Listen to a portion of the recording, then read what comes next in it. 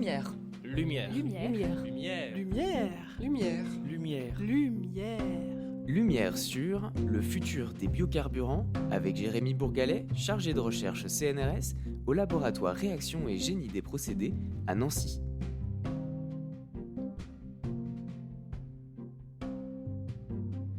Imaginez remplir le réservoir de votre voiture avec un carburant issu uniquement de plantes ou de déchets agricoles. C'est ce que nous proposent les biocarburants, énergie renouvelable fabriquée à partir de ce que l'on appelle la biomasse. Aujourd'hui, je reçois Jérémy Bourgalet, chargé de recherche CNRS au laboratoire Réaction et Génie des procédés, le LRGP, qui va éclairer nos lanternes sur un sujet d'actualité et qui, vous allez le voir, n'a pas fini de nous étonner. Bonjour Jérémy. Bonjour. Déjà, pouvez-vous nous expliquer le processus de transformation de la biomasse pour en faire du carburant aujourd'hui ? Oui, avec plaisir. Pour parvenir à transformer la biomasse en biocarburant, il y a plusieurs méthodes qui sont utilisées en fonction du type de biocarburant que l'on souhaite obtenir. On peut faire une analogie avec des recettes de cuisine. On a par exemple, donc on va avoir un ingrédient principal, ça va être la biomasse. Donc la biomasse par définition, c'est tout type de matière organique dérivée soit des animaux, soit de la végétation. Et on va venir faire réagir cette biomasse avec d'autres ingrédients et dans des conditions de température qui peuvent être diverses en fonction du type de biocarburant que l'on souhaite utiliser. Donc je peux vous en citer quelques-unes. Il y en a une qui va parler à tout le monde, c'est la fermentation. Donc c'est comme pour le vin, où on a des levures qui viennent décomposer les sucres du raisin pour fabriquer un alcool. Et bien là, ça va être exactement la même chose, sauf que les micro-organismes vont venir décomposer les sucres, soit de plantes ou de déchets pour en faire un alcool qui après peut être utilisé pour faire un carburant. Vous avez une méthode qu'on utilise qui s'appelle la pyrolyse. Donc là, c'est un peu comme si vous faisiez un barbecue, c'est-à-dire qu'on va venir chauffer à très haute température la biomasse, mais ça se fait en absence d'air.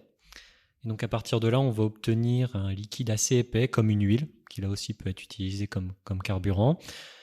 De manière un peu similaire, on va avoir une technique qu'on appelle la gazéification. Donc là, c'est comme la pyrolyse, sauf qu'on va chauffer encore plus fort et on va rajouter un peu d'oxygène.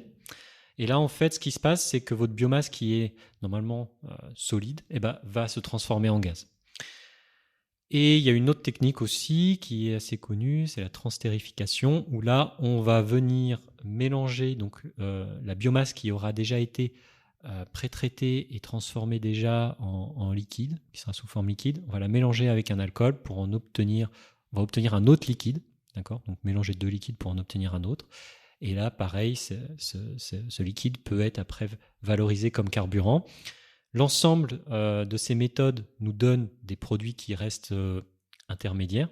Après, il faut les raffiner, les purifier pour obtenir les biocarburants qui sont utilisables dans les moteurs de voitures, donc comme le biodiesel, le bioéthanol. Il y a aussi du biogaz. Donc voilà, il y a plein de façons de faire différentes. Alors, on comprend facilement l'intérêt des biocarburants par rapport aux carburants dits fossiles et qui permettent également une alternative à l'électricité pour certains usages comme le transport. Mais une question se pose sur l'utilisation des terres agricoles qui ne sont pas extensibles non plus. Oui, alors c'est une très bonne question. C'est vrai que pour le grand public, les biocarburants, c'est surtout ceux qui sont dérivés à partir des cultures agricoles. Donc canne à sucre, c'est soja. Donc ça, c'est ce qu'on appelle les biocarburants de première génération. Mais de par les problèmes qui se posent, comme vous l'avez évoqué, notamment le conflit avec compétition directe avec les cultures pour alimenter l'être humain, on se tourne plutôt maintenant vers les biocarburants dits de seconde génération et qui sont obtenus à partir de ce qu'on appelle la biomasse lignocellulosique. Donc là, en fait, cette biomasse lignocellulosique, c'est surtout tout ce qui va être résidus agricoles, résidus forestiers et également des déchets municipaux. Et à partir de ce moment-là, il n'y a pas de compétition directe avec les productions agricoles. Alors maintenant qu'on a la biomasse lignocellulosique, J'ai réussi à le dire, hein, je suis assez fier. Quels sont les procédés pour obtenir notre biocarburant? Est-ce que c'est différent des biomasses qu'on utilise actuellement? Alors en fait, la spécificité de la biomasse lignocellulosique, on va utiliser principalement, ça va être toujours les mêmes méthodes que j'ai citées auparavant, mais la spécificité de la biomasse lignocellulosique, c'est au niveau de ses composants. Elle est principalement composée d'une partie lignine, on appelle ça la lignine, et une partie cellulose, qui sont en fait des fibres qui sont beaucoup plus résistantes. Et donc, il est nécessaire d'apporter aux méthodes que j'ai spécifiées juste avant des étapes qui vont permettre de casser ces fibres pour pouvoir libérer les sucres ou autres composés qu'on utilise après pour faire des biocarburants. Mais ces structures, la structure de la biomasse lignosique est beaucoup plus complexe que celle de la biomasse plus standard, on va dire. Ce serait trop facile sinon. Mais ces biocarburants qui sont issus de la biomasse lignocellulosique, est-ce qu'ils sont aussi performants que les carburants fossiles et est-ce qu'ils émettent autant de polluants? Alors c'est là que ça devient intéressant.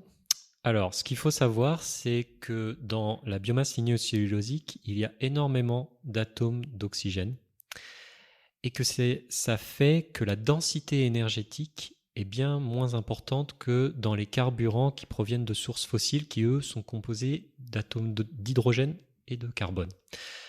Donc concrètement, si vous prenez 1 litre de biocarburant et 1 litre de carburant issu de ressources fossiles, si vous alimentez 2 voitures avec ces carburants, eh bien, la voiture qui est alimentée par le carburant fossile va parcourir plus de kilomètres parce qu'il y a plus d'énergie.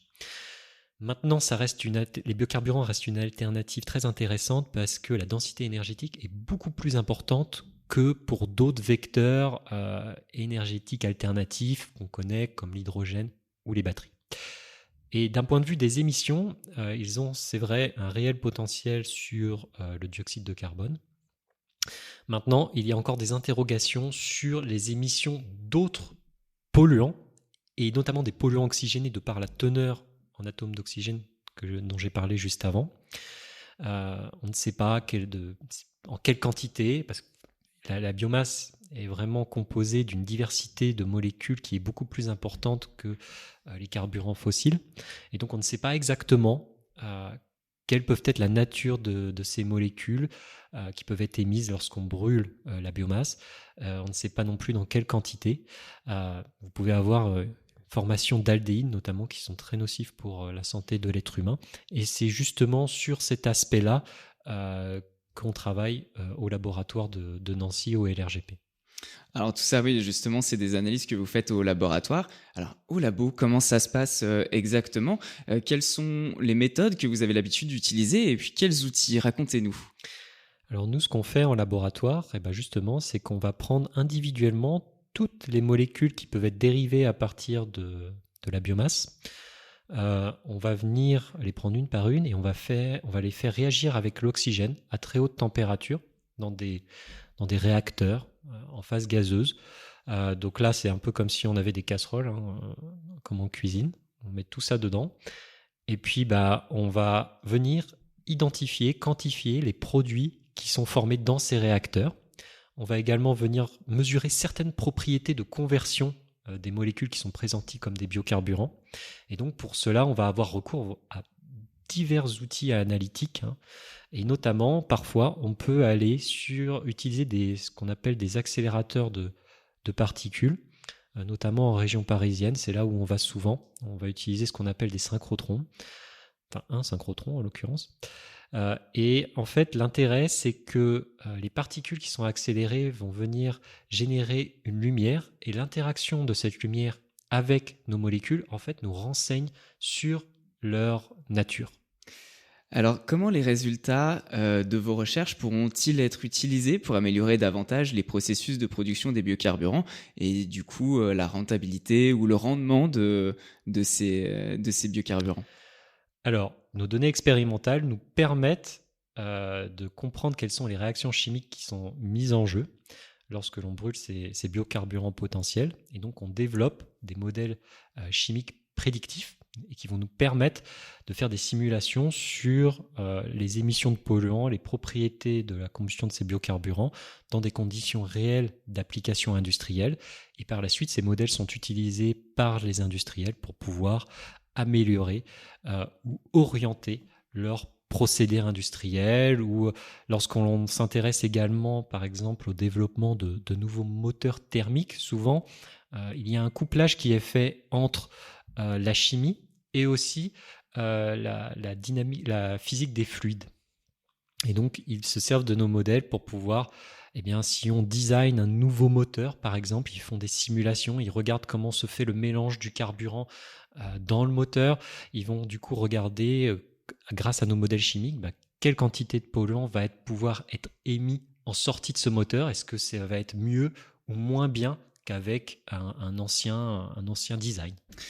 Quels sont pour vous les principaux défis à relever dans le futur sur ces questions justement?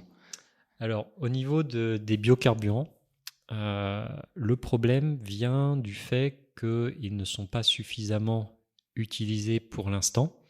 La raison est qu'il reste très coûteux d'un point de vue financier et énergétique à synthétiser, parce que c'est beaucoup d'étapes successives qui demandent des infrastructures également spécifiques. Et donc c'est pour ça qu'à l'échelle européenne, l'utilisation des biocarburants reste relativement faible pour l'instant. Et c'est majoritairement les biocarburants de première génération, de l'ordre de moins de 10%. Et puis si on parle de biocarburants de seconde génération, c'est même moins de 1%. Alors maintenant, les prévisions montrent que ça va augmenter significativement dans le futur, mais d'un point de vue absolu, ça reste relativement faible. Donc il faut vraiment réussir à accélérer cette distribution de biocarburants dans notre quotidien. Et donc pour cela, l'un des enjeux, c'est de parvenir justement à rendre moins coûteux la production de ces biocarburants, que ce soit d'un point de vue financier ou énergétique. Alors Jérémy, avant de se quitter, on est toujours curieux de connaître le parcours des personnes qu'on reçoit. Est-ce que vous pouvez nous partager le vôtre? Oui, alors moi j'ai un parcours un peu atypique parce que je travaille sur la chimie des biocarburants, mais initialement j'ai pas commencé par ça. J'ai fait une licence de physique et un master de modélisation à l'université de Rennes. Mais après, j'ai fait une thèse donc à l'Institut de physique de Rennes, mais pour étudier la chimie qui se passe dans l'espace. Okay. Et notamment dans les nuages moléculaires où naissent les étoiles, parce que contrairement à ce qu'on pense, il y a plein de choses dans l'espace, il n'y a pas rien. Il y a beaucoup de molécules. Donc c'est très intéressant. Ensuite, je suis parti en postdoctorat aux États-Unis, dans le Colorado, dans une ville qui s'appelle Boulder, où j'ai été dans un laboratoire fédéral pour étudier la chimie de l'atmosphère terrestre cette fois-ci, et en m'intéressant plus particulièrement à l'impact des feux de forêt sur notre atmosphère. Et ensuite, je suis revenu pendant 2 ans en région parisienne, où j'ai étudié la chimie cette fois-ci des atmosphères d'exoplanètes, donc les planètes en dehors du système solaire, dans le cadre d'une mission spatiale de l'agence européenne qui s'appelle Ariel et qui va lancer un télescope notamment d'ici la fin de la décennie pour pouvoir étudier ces atmosphères. Et je suis maintenant depuis quelques années chercheur au CNRS, au laboratoire de réaction et génie des procédés à Nancy, où je m'intéresse donc bien sûr à la chimie des biocarburants, mais je m'intéresse aussi à la chimie de l'atmosphère terrestre. Je m'intéresse au processus en fait chimique qui se passe depuis la formation des polluants, depuis que ce soit les procédés industriels ou les moteurs thermiques, les émissions qui sont faites dans l'atmosphère et quel impact ça peut avoir après, in fine, sur notre atmosphère. Un grand merci Jérémy Bourgalet pour vos lumières et puis nous avoir raconté un petit peu votre parcours. Merci beaucoup et à bientôt. Je vous remercie pour l'invitation. C'était Lumière sur le futur des biocarburants avec Jérémy Bourgalet, chargé de recherche CNRS au laboratoire Réaction et Génie des procédés à Nancy.